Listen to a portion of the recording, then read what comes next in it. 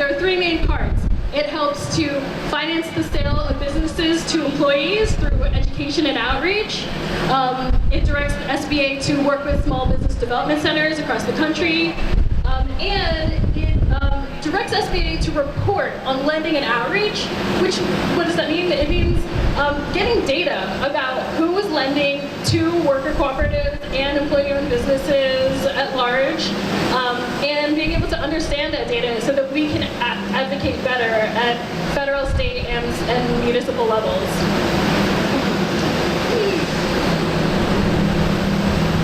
Hello, this is Niswander, and I am here at the U.S. Federation of Worker Cooperatives National Conference in LA at the LA Trade Tech College, and I'm with Sue Lopez and Ashley Ortiz. And they are from one of my favorite worker cooperatives in the world, Arizmendi Bakeries in Arizmendi. But let's first start with Arizmendi. What is that for those who may not know exactly what that is?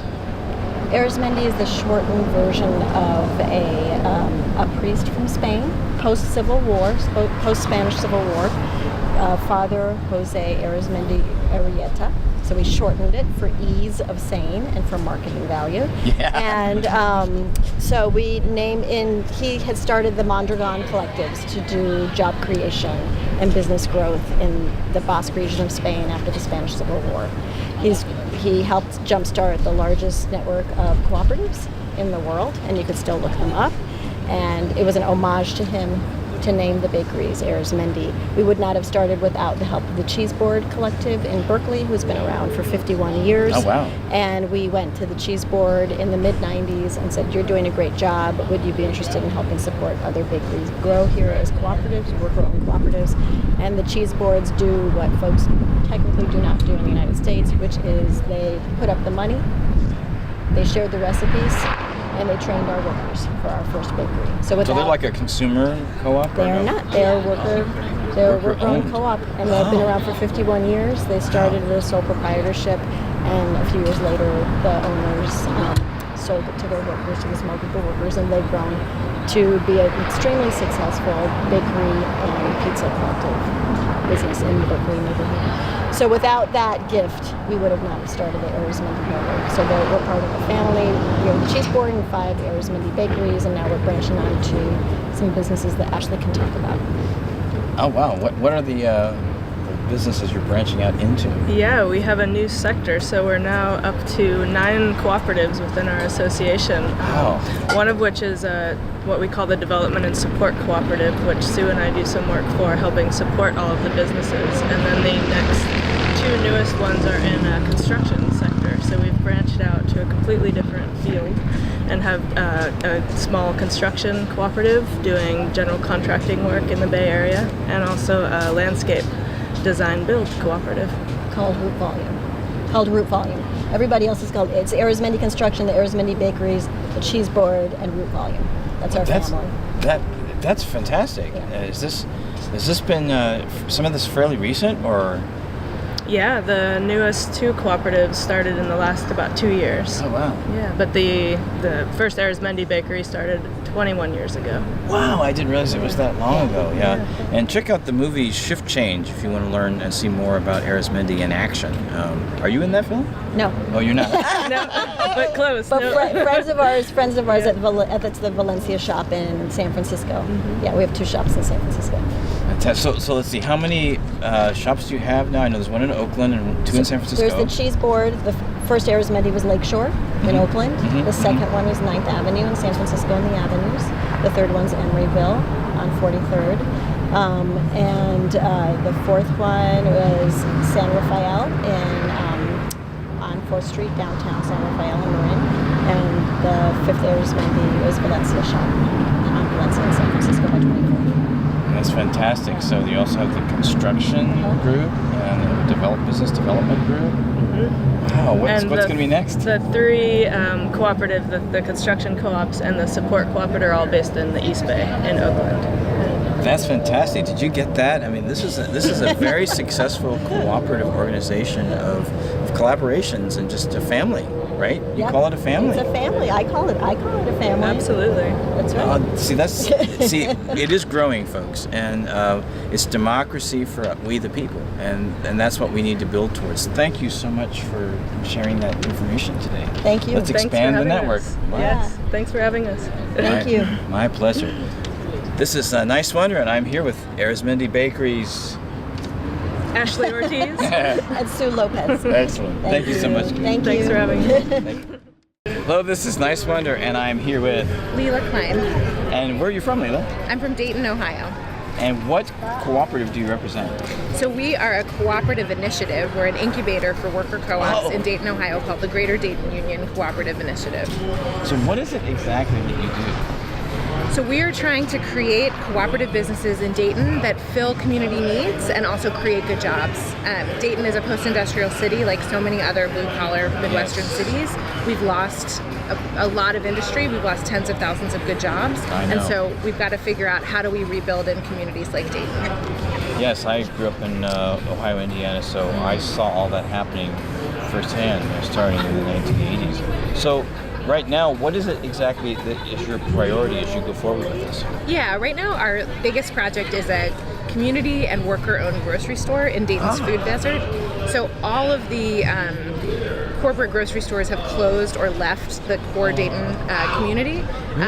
There's our Aldi's just closed, the Kroger in West Dayton just closed, and it's especially impacting communities of color. Yeah. Which if you follow food desert issues, they almost always will affect the most marginalized folks.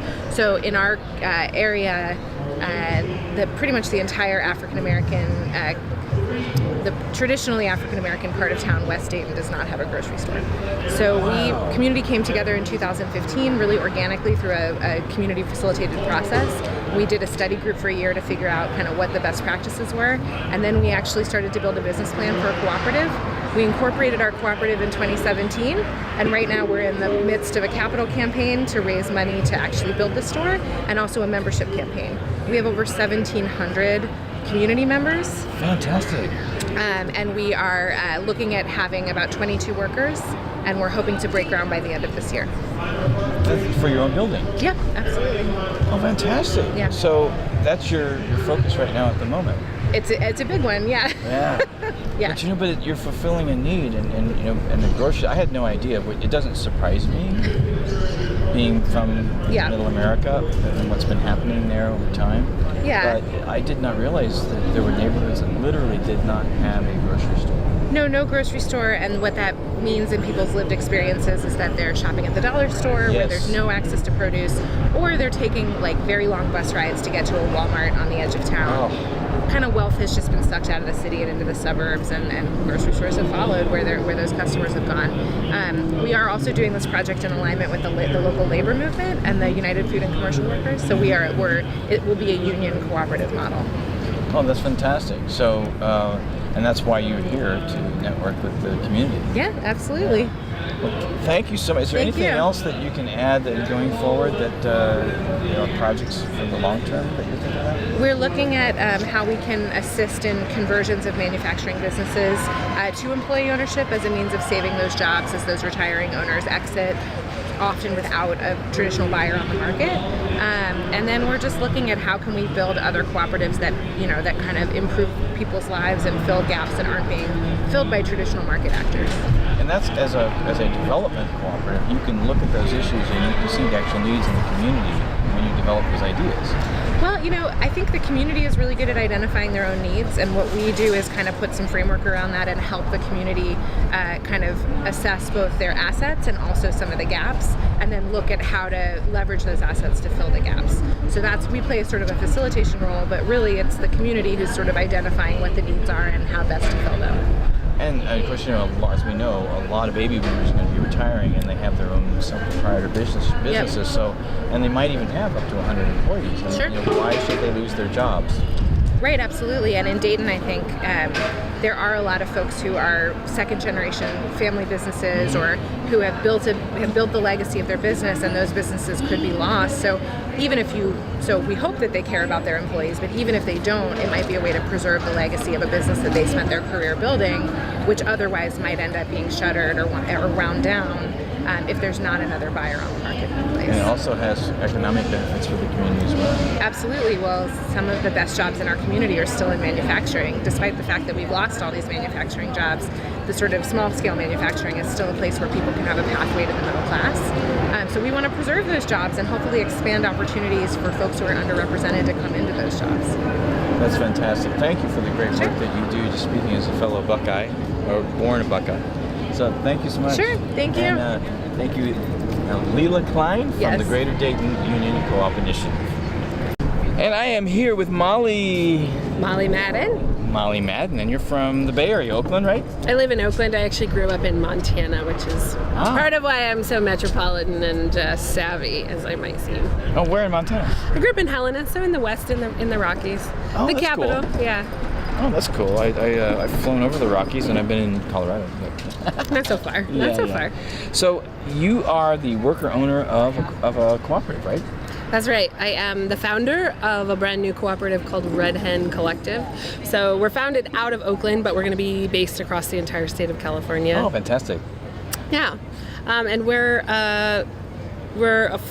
okay. Let's say we're the first feminist worker-owned wine importer wholesaler. Love it. So yeah, just putting the F word in front of that can be a little bit dangerous too. But Oh no, I love it. you'll take it. You're not shying away. Yeah. Oh no, and my viewers would like that too. People love the feminist movement, right? You'd have to be let's not critique the critics. Yeah. Let's just be real. Well, and I think I'm coming into an industry that's been sort of impenetrable for a really long time, to a lot of the social movements that were saying, like, we need to talk about access. We need to talk about who's at the table here. Is it women? Is it people of color? Like, what's the economic status that gives you, a ticket to this ride? And it's supply chain stuff. It's pretty, so as a wholesaler, we're the pivot point between people who make wine and people who buy wine. But supply chain is kind of invisible. It's not a particularly sexy part of any industry. And so as such, I think it's been kind of untouched by some of the, let's not say untouched, but the feminist movement has not penetrated as much as it would like to into wine import and wholesale. So yeah, so supply side in this case is concerning wholesale distribution. Well, we're kind of we're trying to kind of shorten the chain of distance between a consumer and a grower, and there are so many different segments in that chain, and the more our society and food chain is industrialized, the further and further and further the people who are actually doing the labor on the ground with their boots in the dirt are from the people who are buying and consuming a product. RedHen comes in as this pivot point, and half of our work is to go out and source wines from small farmer, family, grower winemakers. We really like to work with people who are doing their own farming because we're trying to have an impact all the way down to the dirt. Fantastic. It's like we can't really talk about sustainability if it doesn't go from all the way at the very top to all the way down at the very bottom. Totally. That's in a traditional pyramid scheme of capitalism, like that hierarchy, but it can be done in a cooperative way. I think so too. I mean, honestly, sometimes we'll get some pushback in our industry because people really understand. They don't understand that that worker-owned businesses and that cooperatives are. That we also love money and love profit. Yeah. We just want to see that profit. We want to see those resources distributed amongst the people who produce them, and used in a much more sustainable, efficient way. It's so true. I mean, frankly, extraction is a really wasteful way of managing resources. It's when you don't pay for something very much or at all, you don't value it, and so you waste it. You break it, it's disposable, you just buy another one, and that could be human labor, that could be soil, that could be water, that could be customers, that could be investors. If you have a relationship with somebody where you devalue them, therefore you exploit them and you extract from them, you're going to go through a lot of them. Yeah, and that's a problem that really the cooperative movement can really solve in many ways. I think it's part of what's extraordinary because we can say, first we have to dispel this misconception or the misunderstanding that a co-op is somehow a nonprofit. Yes. And it's not just about what is traditionally called entrepreneurship either. Right. It's what is profit in the first place? Like, what are the benefits that that a company or enterprise produces. It's more than just money, or it could be more than money. And co-ops are in such a powerful position to like really assess the value of what they produce, and then to distribute that value, you know, between themselves and their communities and all of their stakeholders, and you know, my theory, and I see this backed up by the extraordinary examples of all these different co-ops and all these different industries, is that you can actually create more efficient business models, and there's more surplus at the end of the day because you're not having all of this employee turnover or all of this waste of time, waste of resources, waste of capital, you're losing your suppliers. Like those things, when you don't value them and when you don't share the benefits and the profits with them, like they come and go, and that costs your bottom line. That's true. So, and the cooperative model, you know, does work on every level much better in many cases, right? I think so. I mean, I'm so excited about it because I just think, I don't believe that people hate working. Yeah. And it may just be because I like love to work all the time. Yeah, but like the people I know in the world, they love working. They love this sense of like industriousness, and I wake up in the morning and I have a thing to do in the world, and so people will work. People will always be working.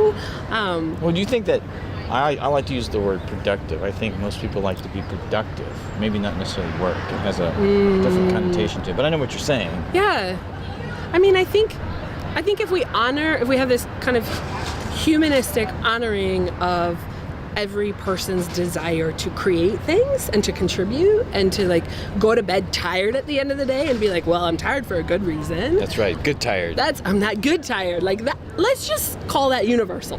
That human beings, maybe I'm crazy, but I think human beings like to go to bed and be good tired at the end of the day.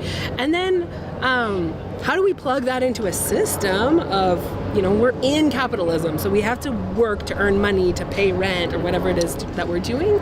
So how do we create a system that instead of like taking that hard-working, like human animal, let me make things, let me create things, let me be a force in the world, instead of taking that and exploiting it and grinding it down and extracting it like you're, you know, a copper mine and you leave this giant pit at the end of the day, like how do we have a regenerative, empowering relationship with the systems that we exist in as industrious, creative human animals? Yeah, exactly. And one last question, I guess that I haven't really asked people, but why not? What do you think about this conference? What's your feeling as you walk away now at the last day? This is my first time coming to this conference, so... Me too. Okay, oh good, so we're new kids. Yeah, we're the new kids. We sat at the new kid lunch table the first night. That's right. Yeah. It feels like coming home for me. And that's it. Part of why that is, I think, is a long time ago in a former life, I was a community organizer in social justice, you know, leadership development and privilege and anti-oppression work. And that was a whole world of mine that I couldn't find sustainability in over the long term. Yeah. I couldn't afford to do it because it's a lot of like work for free or volunteer, and the rest of the time you have to have another job. And so I left it and just kind of went back to my old family business, worked for my mom and her restaurant in Montana, and from there got into wine. And so it's like I kind of left nonprofit as a refugee and got back into the for-profit, my mom always calls it nearly nonprofit world of small family business. Yeah. But there was always a hole in my life where I wasn't closing gaps, thinking systemically, being parts of a movement. And even individually I might try to be, but I couldn't find a way to do work that my bigger everyday work that was part of a movement and was like creating systemic change and community on every level.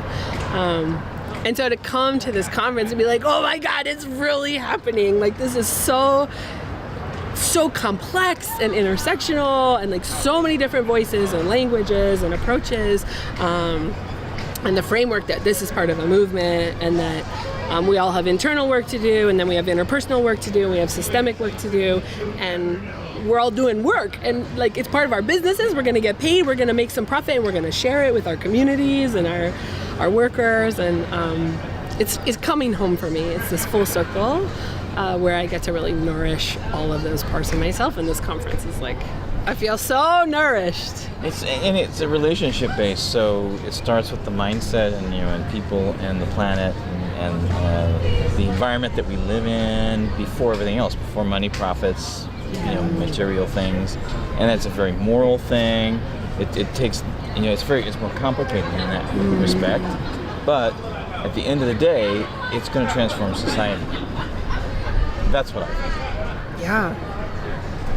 We have to start where we are. I think the movement's growing, and I think we've seen from the convention that that's definitely happening. So I should say conference. We're not convention level yet. This is part. The socializing aspect is part of this conference. Wouldn't you agree? So I think 2 extra days would be good if we could do it, and maybe as we build the movement, we can actually grow into something like that.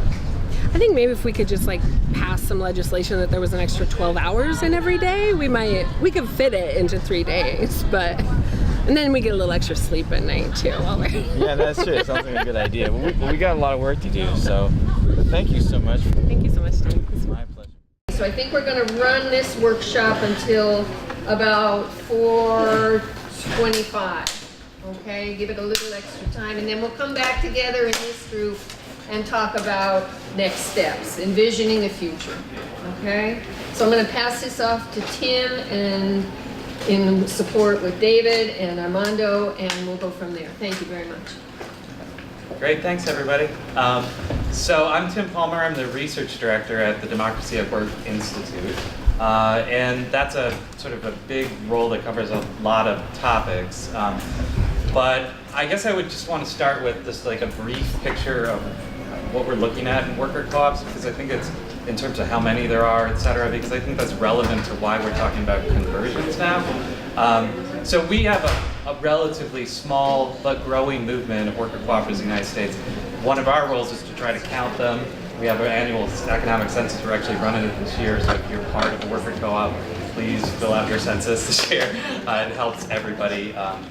But in any case, we're close to about 400 U.S. worker co-ops at this point.